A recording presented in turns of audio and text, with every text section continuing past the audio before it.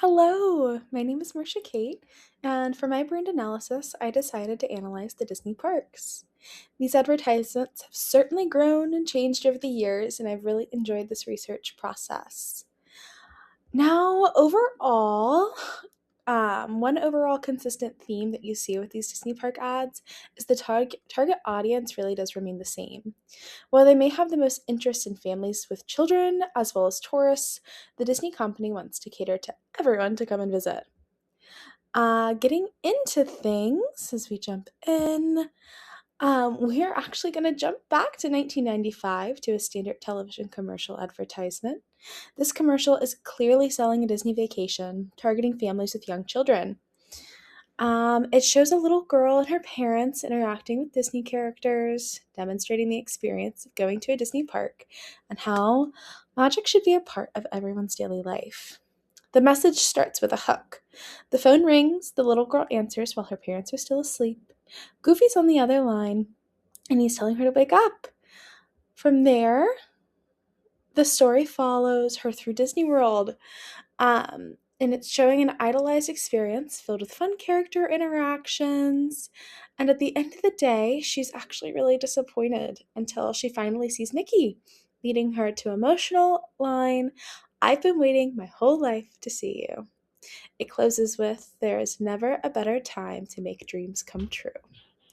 As a television commercial, the medium allows viewers to take in both visual and auditory cues.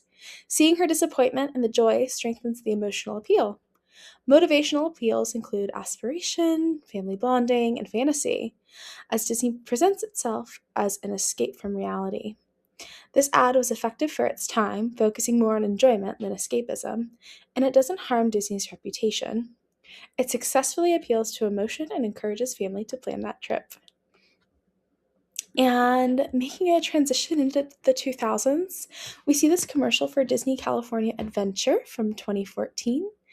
This commercial promotes DCA as a place for everyone, targeting people of all ages and backgrounds. The message relies entirely on visual cues, showing joyful people experiencing everything the park has to offer. It highlights diversity through different groups, including families, couples, and friends, all participating in activities like rides, dining, and character meet and greets. As a TV ad, also viewed on platforms like YouTube, it uses visual storytelling to show happiness and inclusivity. Even without a dialogue, the emotional cues carry the message.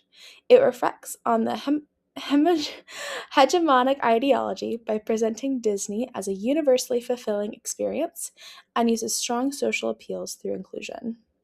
The ad is effective in showing what the park offers and promoting inclusivity, which fits in today's audience expectations. However, adding some verbal narration could strengthen this message and definitely make it a little bit more impactful. Moving through, we do see a major shift in advertising for Disney parks in 2020 when Disney announced, we're still not there yet.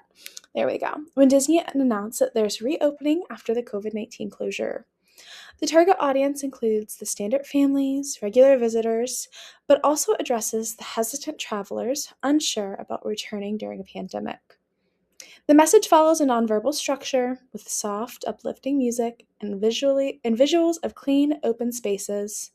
The emotional tone is comforting and reassuring, suggesting a return to normalcy. Distributed across TV and social media, the ad reaches a wide audience through audiovisual storytelling. The main appeal are emotional and safety-based. It shows relief and excitement while also highlighting precautions like cleaning, masks, and distancing. These elements reassure both eager visitors as well as their cautious travelers, and the ad relies on emotional or peripheral persuasion rather than logic. It was highly effective in announcing the reopening, though there were definitely some controversy at the time. Still, Disney's credibility helped reduce backlash, and the approach worked well for the moment. And while moving through, we do see a very recent Walt Disney World ad from the past few months, and it really did pull at the heartstrings. This commercial follows a nostalgic storyline of a woman who once visited Disney with her father and now returns with her own daughter. It shows them recreating similar memories, emphasizing emotional connection across generations. The ad appears across streaming platforms, social medias, and television, combining verbal storytelling with nonverbal elements like text messages and family interaction. This allows it to reach multiple generations. The strongest appeal is the nostalgia, along with family bonding. The story highlights how meaningful these experiences are over time, reinforced by a moment where the child says, "They all lived happily ever after." This connects back to the importance of family experiences for all ages. The ad is very effective because it's relatable and emotionally powerful. However, one improvement could be that could be show is excuse me. However, one improvement could be showing more diversity, and it is currently focusing on one single type of family dynamic, and it's just not as common as it once was.